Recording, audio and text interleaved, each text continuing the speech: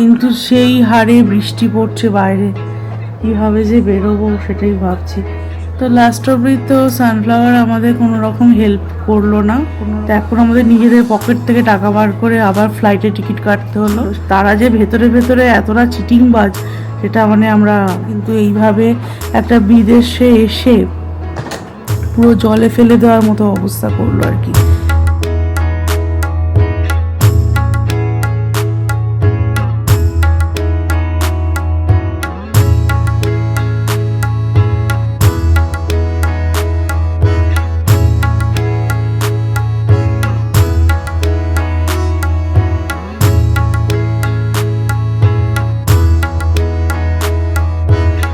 Good morning friends, welcome back to our channel. আশা করি তোমরা সবাই ভীষণ ভালো আছো। তো আজকে আমরা ব্যাংকক থেকে কলকাতায় ব্যাক করব। তো অনেক তো ঝামেলা হলো না হলো সেটা তো সবটা তোমাদের সাথে আজকেই জানানো মানে আমার দিন। আমি আজকে তোমাদেরকে ব্লগের শেষে গিয়ে সবটা বলবো যে কি কি হয়েছিল আমাদের সাথে। আর এখন দেখছো ব্যাংককের সকালবেলা, আর ঘুম থেকে উঠেছি আমরা। উঠে এবার চারিদিকটা দেখছি মেঘলা করে আছে, মনে হচ্ছে প্রচুর বৃষ্টি আসছে, পুরো কালো হয়ে আছে আকাশ। আর চারিদিকে ব্যাংককের যেটার জন্য ব্যাংকক আর কি কি বলবো, মানে বড় বড় বিল্ডিং আর কি চারিদিকে দেখা যাচ্ছে হোটেলের রুম থেকে। আর আমরা চলে গেলাম সোজা ব্রেকফাস্ট টেবিলে। হোটেলটা ব্রেকফাস্টটাও খুব বাজে ছিল। পাটায়ার হোটেলে ব্রেকফাস্ট যেমন খুব ভালো ছিল, প্রচুর অপশান ছিল, কিন্তু এখানে ব্রেকফাস্টের অপশানও কম। আর তাছাড়া খাবার দাবারগুলো যেমন ঠিকঠাক ভালো লাগছিল না। তো যাই হোক, আজকে ফিরে আসবো। আর এত বড় বড় এক্সপিরিয়েন্স এই প্রথম হলো আর কি ঘুরতে গিয়ে।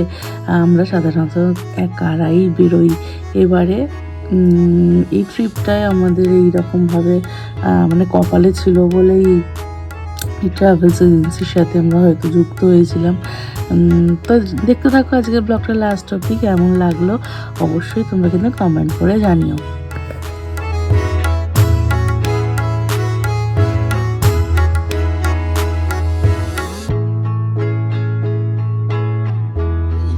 এসছি হোটেলে 24 তলার উপরে, এখানে পুল আছে, এই যে একদম 20 ওপর থেকে কিরকম লাগে দেখি, 24 তলার ওপর থেকে।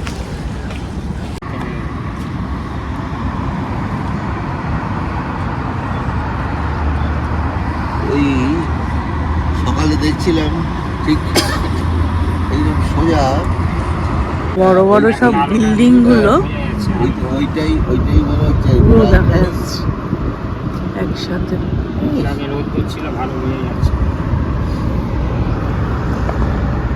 আমরা ঠিক এর নিচেই আছি, আমাদের শহরটা ঠিক এই জন্যই দেখা যায়।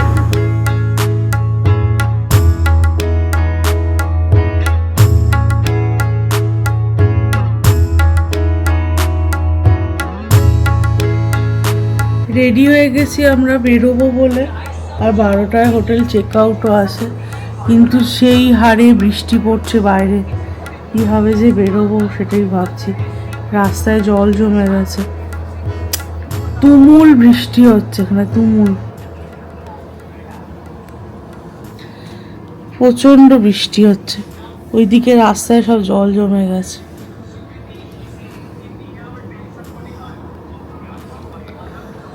তো লাস্ট অবধি তো সানফ্লাওয়ার আমাদের কোনো রকম হেল্প করলো না, কোনো রকম ফ্লাইটের টিকিটও ওরা কেটে দেয়নি, ক্যান্সেল হয়ে বলে ছেড়ে দিল। আর বললো ক্যান্সেলের টাকাটা 10-12 দিন পর রিফান্ড হবে।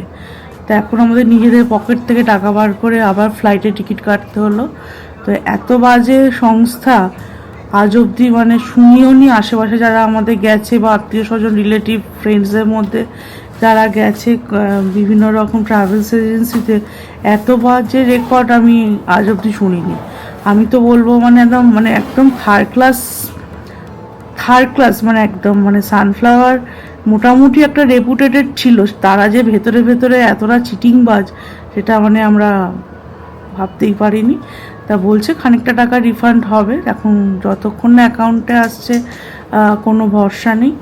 আর এতটা বাজে আশা করে তো আমরা বেরোইনি ওখান থেকে, তাদের উপর ভরসা নিয়ে বেরিয়েছিলাম, বয়স্ক মানুষ আছে সঙ্গে, কিন্তু এইভাবে একটা বিদেশে এসে পুরো জলে ফেলে দেওয়ার মতো অবস্থা করলো আর কি।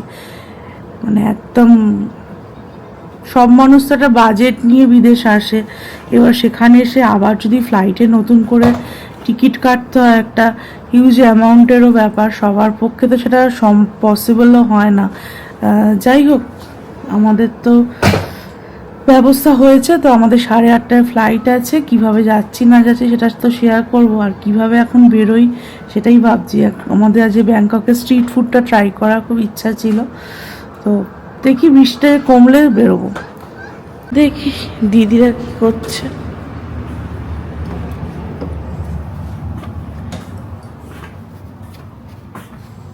কি রেখে বেরোবি? তো এখন এখান থেকে আউট করছি আমরা, 12টা বাজে, 12টায় চেক আউট আছে। এখনো বাইরে তুমুল বৃষ্টি হচ্ছে, মনে হচ্ছে নিম্নচাপই হয়েছে। যেখানেই আমরা যাই নিম্নচাপ, যেখানেই যাই নিম্নচাপ।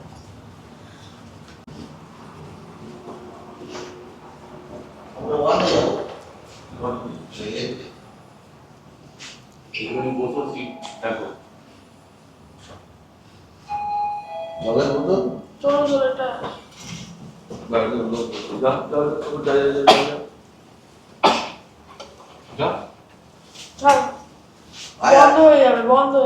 আরে হবে না, যাও।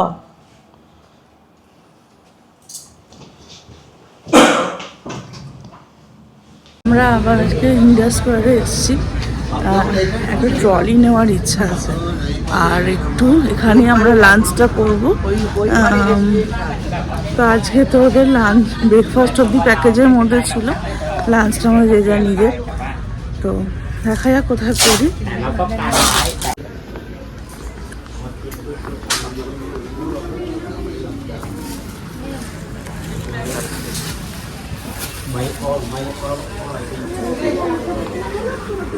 হাউ মাচ লেখা আছে?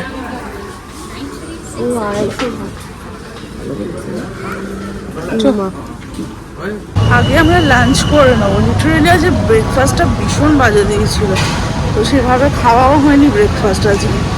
আগে লাঞ্চ করে নেবো, তারপর যা টুকটাক একটু কেনাকাটি করে বেরিয়ে যাবো।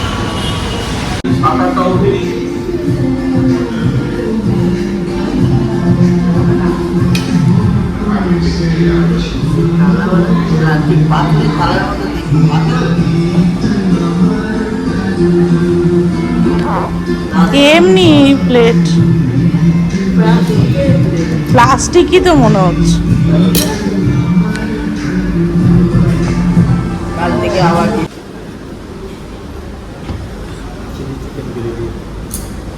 এখানে একটা রাখুন, ওখানে একটা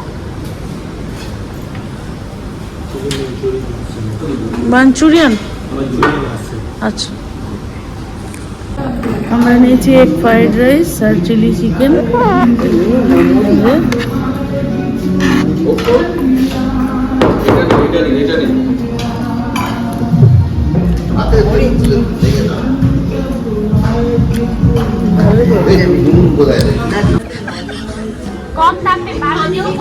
চল চল চল, ওখানে কোথায় ট্রলিটা দেখেছিলাম, চল। ডান দিকে, ডান দিকে না,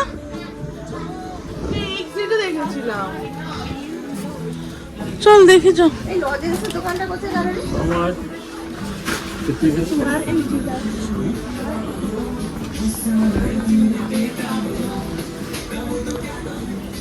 ওই মোড়াটা দেখাচ্ছিল, ওটা এখানে আছে। চল না, ওইটাতেই যাই।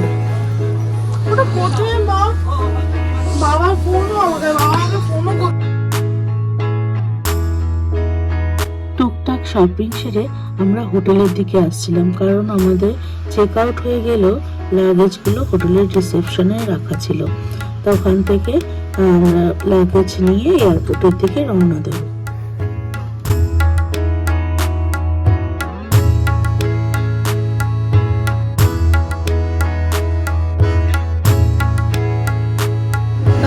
হোটেল থেকে এবার বেরিয়েছি এয়ারপোর্টের জন্য।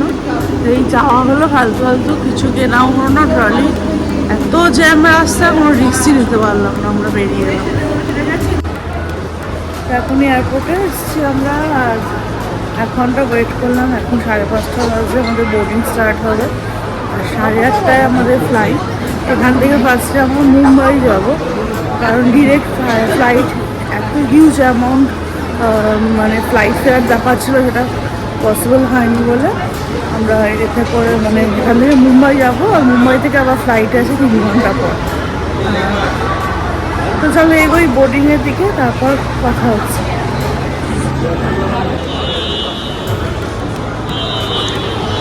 ভাই একটু পরে কার পুরো বরফ, ওটা ছোট ছোট আইসে ভর্তি একদম।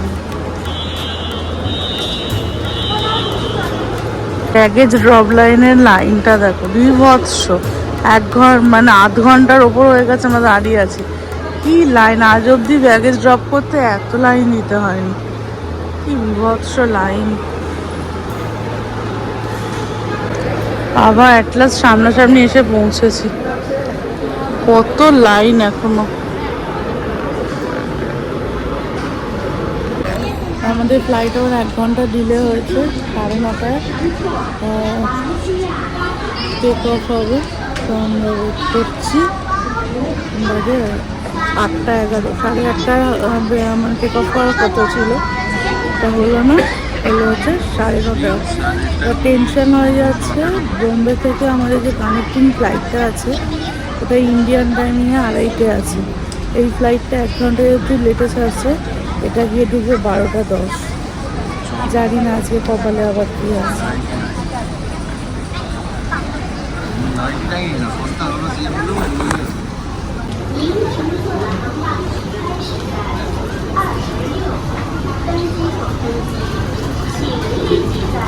কোথা থেকে এগুলো কি?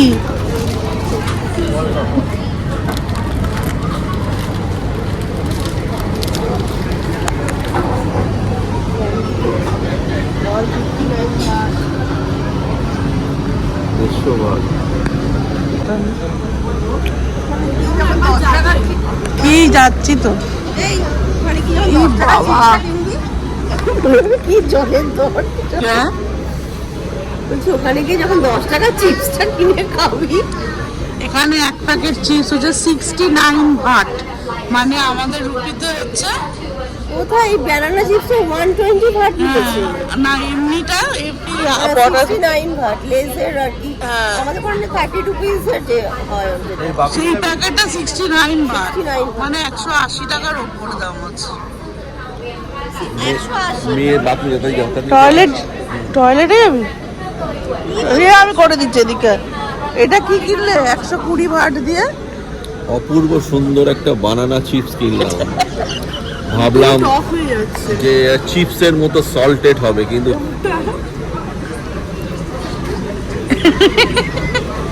আলটিমেটাম এটা হচ্ছে মিষ্টি চিপস। কি বাজে খেতে বাবু। দেখতেই পাচ্ছ ফ্লাইটে আছি। ফ্লাইটে তো উঠলাম, ফ্লাইট টেক অফ হলো কটায় জানো? 10:30, যেটা মুম্বাইতে এসে পৌঁছবে ইন্ডিয়ান টাইমে হচ্ছে 1:40-এ। আর আমাদের ইন্ডিয়ান টাইমে মুম্বাই থেকে 2:30-তে আবার কানেক্টিং ফ্লাইট আছে।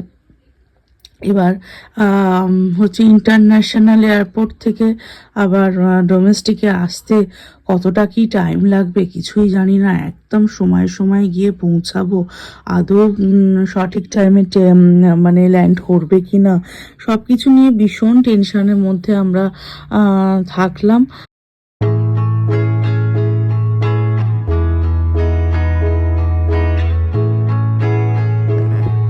যখন রাত 2:30 বাজে ইন্ডিয়ান টাইমে, তখন আমরা গিয়ে পৌঁছলাম হচ্ছে মুম্বাই। এবার ফ্লাইট থেকে বেরিয়ে ব্যাগেজ নিয়ে আবার ডোমেস্টিক এয়ারপোর্টে ঢুকে সব কিছু করতে করতে প্রায় 2টো বেজে গেছিলো। আর আমাদের নেক্সট ফ্লাইট ছিল 2:30-এর সময়। মানে যে কীভাবে আমরা রীতিমতো দৌড়েছি, সাথে 2টো বয়স্ক মানুষ, তাদেরকে নিয়ে, মানে এবারের মতো এত বাজে এক্সপিরিয়েন্স সত্যি আমাদের কোনোদিনও হয়নি। তাও ঠাকুরের আশীর্বাদে আমরা যে পরের ফ্লাইটটা পেয়ে গেছিলাম, এটাই আমাদের অনেক বড় ঠাকুরের আশীর্বাদ আর কি বলতে পারো। নাহলে যে কি হতো জানি না। একের তো এক্সট্রা করে অনেকগুলো টাকা আমাদের বেরিয়ে গেছে, তারপরে যদি ওই ফ্লাইটটাও মিস হতো তাহলে মানে আর কিছু বলার ছিল না। যাই হোক, ঠাকুরের অনেক কৃপা যে আমরা নেক্সট ফ্লাইটটা যত কষ্ট হোক ধরতে পেরেছিলাম আর কি।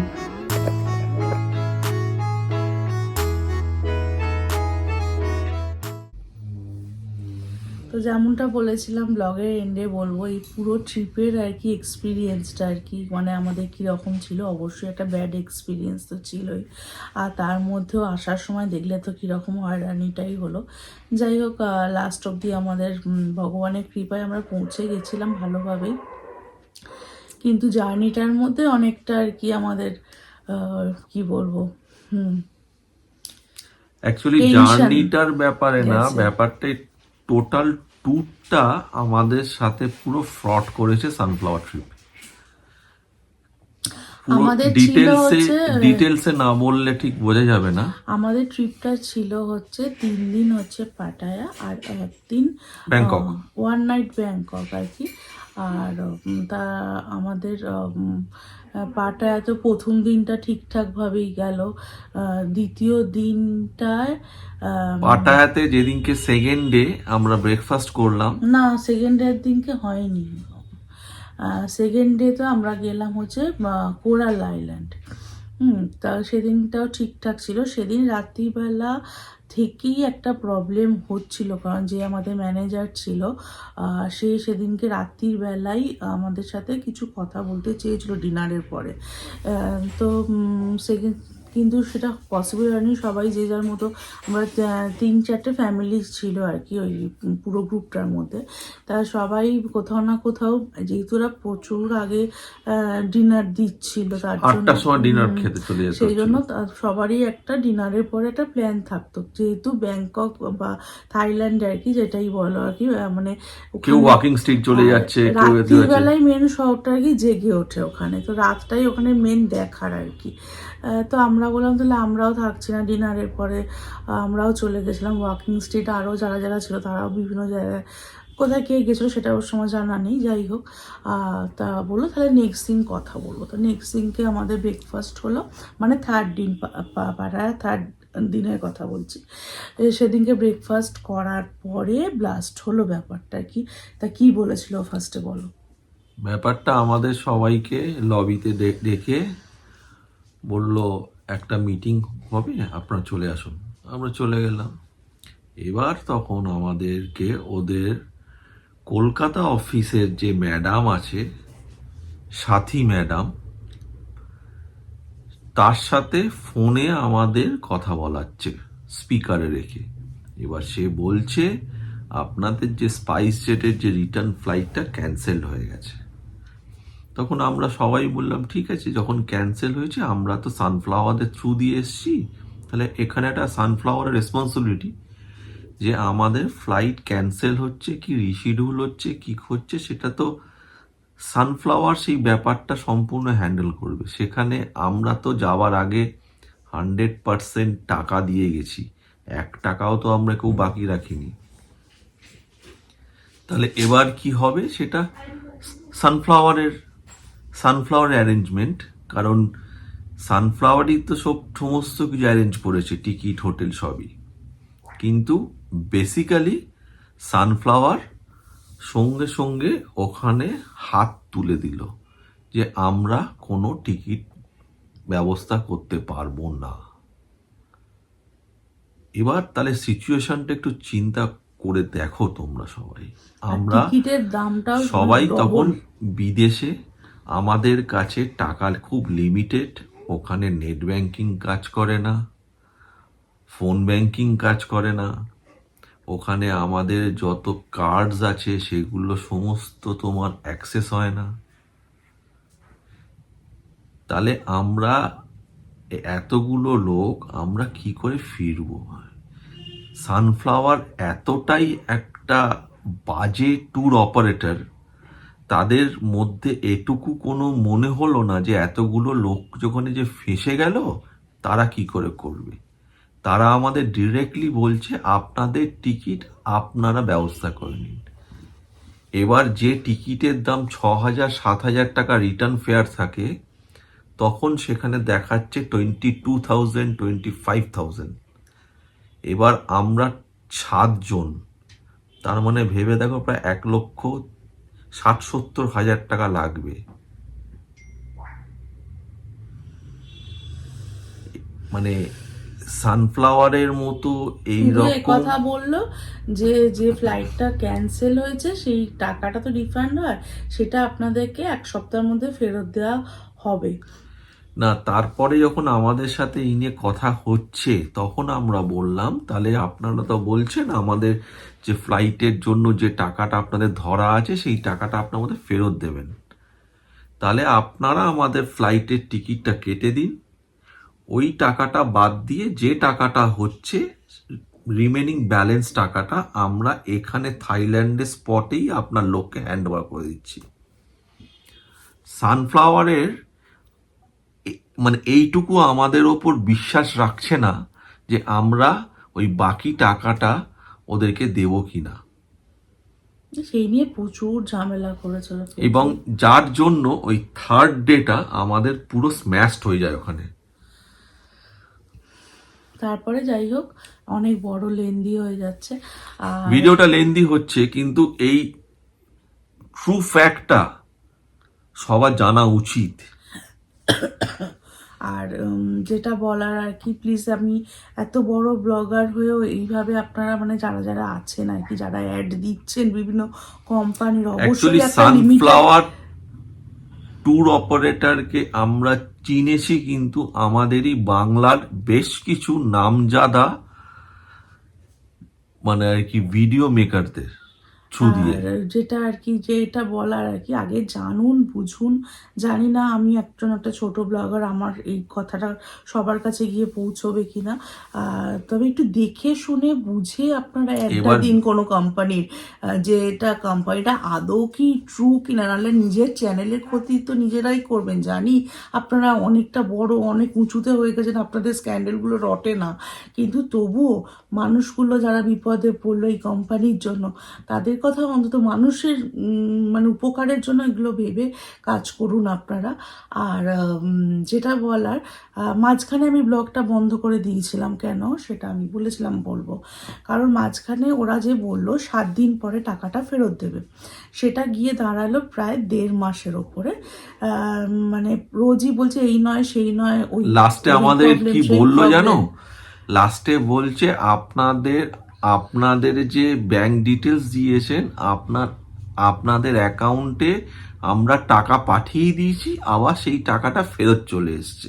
মানে এইভাবে মিথ্যে জিনিসটাকে কথা। লেন্দি করছে। মানে কিভাবে যে করেছে ওরা, মানে কল্পনা করা যায় না। আমরা তো মানে রীতিমতো আইনের সহায় নেব এটাও ভেবেছিলাম। যাই হোক, সেই জন্যই আমরা মাঝখানে অফ রেখেছিলাম কিছু দিনের জন্য, যে এটাকে এক্ষুনি দেখাবো না, যেহেতু আমাদের টাকাগুলো ওদের আটকে কাছে আছে আর কি। রিফান্ডটা আটকে আছে। যাই হোক, টাকাগুলো আমরা যেটুকু টাকা আর কি 50% টাকা ফেরত পেয়েছি আর কি ফ্লাইটে। আমরা তো কেটেছিলাম প্রায় 20,000 টাকা দিয়ে, ফেরার সময় আমাদের ফ্লাইটে টিকিট কাটতে হয়েছিল। আমরা ফ্লাইটের টিকিট কেটেছিলাম 21,235 ইচ এক একজন। হ্যাঁ, সেটা আমরা 10,000 টাকা করে ওদের কাছ থেকে ফেরত পাই, যেটা ওদের যে ফ্লাইটের টিকিটের ক্যান্সেলেশনের যে টাকাটা ওদের কাছে এসছে, সেই টাকাটা হাফটা ফেরত দেয়। জানি না কতটা ফেরত দিল ওরাই জানে, সেখান থেকে আবার কিছু কারচুপি করেছে কিনা। যাই হোক, এইসব বিভিন্ন কারণের জন্য মাঝখানে আমি থাইল্যান্ডের ব্লগটাকে অফ রেখেছিলাম। স্টপ রাখা হয়েছিল, Just হোল্ডে এই রাখা হয়েছিল। কদিন আগে টাকাটা আসতেই আমি আবার ব্লগটা দেওয়া শুরু করি।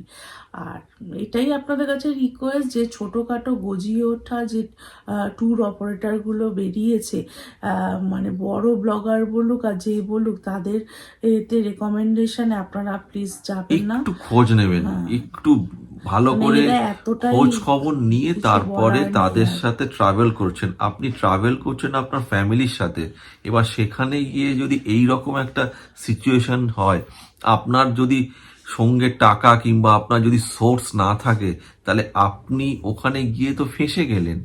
সেই ফেঁসে যাওয়ার জন্য কিন্তু আপনি এটা তো যে ট্যুর ইন্ডিয়ার অপারেটর পুরো ভেতরে দায়ী। না, আমরা যেভাবে হোক ফিরে আসবো, এটা তো সেটা সম্ভব না। না, পুরো অ্যাব্রডে আছি আমরা, সেখান থেকে একটা চিন্তা তো থেকেই যায়। আর সব থেকে বড় কথা, যাদের নাম না নিলেই নয়, আমাদের এখানে যারা আছে, যাদের থ্রু দিয়ে আমরা টিকিট কাটি আর কি, ট্রেনে বলুন বা ফ্লাইটে, তারা আমাদের এক কথা, ওখান থেকে টাকা আমরা ট্রান্সফার করতে পারিনি, যেহেতু ওখানে কিছুই কাজ করে না।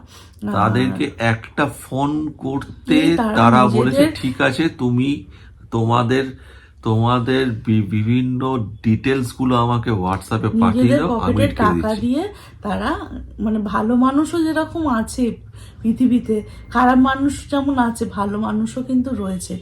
তারা কিন্তু নিজেদের টাকা দিয়ে টিকিটটা কেটে দেয় এবং আমরা কলকাতায় ফিরে এসে তাদের হাতে তাদের টাকা ফেরত দিই। সে তো এই নিশ্চয়ই দিতে হবে। বিশ্বাসটাই তো দরকার জীবন। আর সানফ্লাওয়ার ট্রিপ এইটুকু বিশ্বাস করতে পারলো না। পেমেন্ট করে দিয়ে আমরা গেলাম, আর তারা সেরকম ভাবে আমাদের ডুবিয়ে দিল।